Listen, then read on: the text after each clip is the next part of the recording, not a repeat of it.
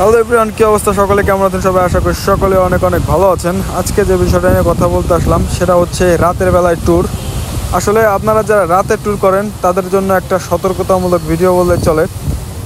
একটা জিনিস কি, কুয়াকাটা আসার পথে দেখবেন কলাপাড়া পার হওয়ার পরেই অনেক ফাঁকা রাস্তা। এই দিকটা আপনারা সবাই সতর্কতা অবলম্বন করে আসবেন। দেখবেন যে পথে ঘাটে যে কোনো এক জায়গায় গাছ ফেলাইতে পারে বা সাইড দিয়ে আসলে পরে একটা কিছু দিয়ে বাড়ি দিতে পারে, এগুলো ফলো করে রোড ঘাটে চলবেন। বিশেষ করে রাত্রি যারা ট্যুর করেন, রাত্রি ট্যুর না করাই ভালো আমি সাজেস্ট করব। কিন্তু এখন যে দিনকাল পড়েছে, বাংলাদেশের পরিস্থিতি খুবই খারাপ।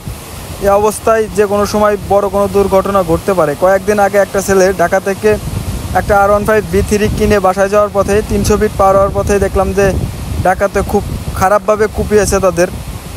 আসলে আমরাও অনেক জায়গায় ট্যুর করে থাকি, কিন্তু আমাদের সাথে কখনো এরকম ঘটনা ঘটেনি। একবার একটা ঘটনা ঘটছিল হচ্ছে কুমিল্লা থেকে, মানে কক্সবাজার থেকে আসার পথে, ট্যুর করে আসার পথে কুমিল্লা থেকে কিছু এরকম একটা চক্র আমাদেরকে আটকাইছিল। কিন্তু আমরা তাদেরকে আগাইতে বলি, আমরা যেখানে ওরা বাইক দাঁড়া করতে বলছে সেখানে আমরা দাঁড়াই নাই, যার কারণে অনেকটা রেহাই পাইছিলাম। সে আসলে কখনো যদি কোনো বাইক আপনার গতিরোধ করে বা আপনাকে ফলো করে, সেগুলো আপনি চোখ কান খোলা রেখে ফলো রাখবেন এবং আশেপাশ দিয়ে খেয়াল রাখবেন। রাস্তার সাইডে কখনোই যাওয়ার চেষ্টা করবেন না। যখন লং ট্যুর করবেন তখন বিশেষ করে রাস্তার মিডিলে থাকার চেষ্টা করবেন, সাইডে একদম না যাওয়াই ভালো।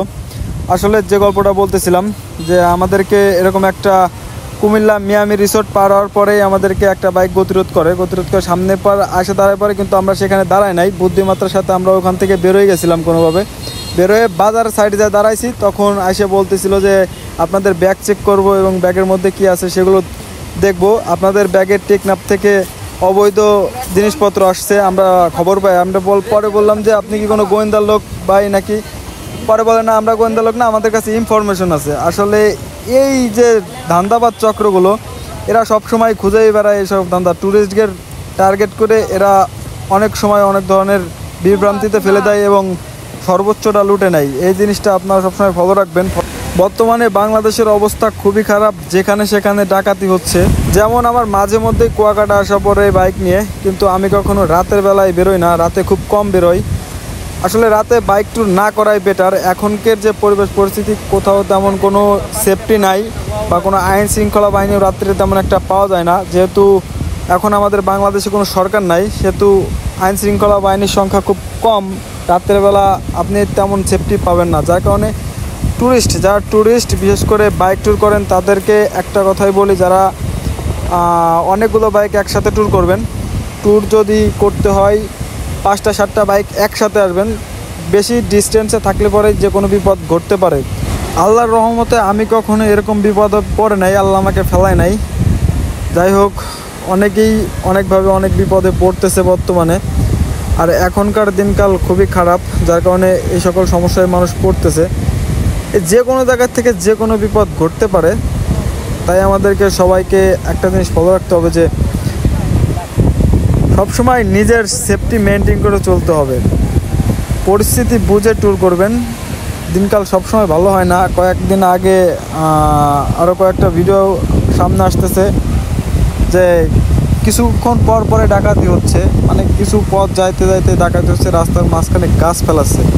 আর বিশেষ করে যারা কুয়াকাটা আসবেন তারা চাইবেন যে সকাল সকাল ঢোকার, রাত 9টার মধ্যে ঢোকার। আজকে যেহেতু শুক্রবার, যার কারণে রাস্তায় যে গাড়িগুলো দেখতেছেন, শুক্রবার একটু চাপ থাকে, শুক্র শনি 2 দিন চাপ থাকে, যার কারণে রাস্তায় এত গাড়ি দেখা যাচ্ছে। আসলে এতটা গাড়ি থাকে না, একদম নীরব শুনশান পরিবেশ থাকে।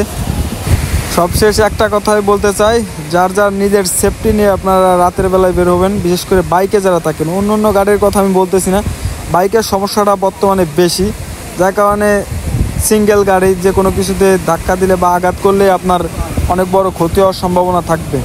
যাই হোক, সেফলি ট্রাভেলস, আমরা কুয়াকাটার মধ্যে ঢুকে গেছি। Thank you guys watching this video. আজকের ভিডিও এই পর্যন্তই।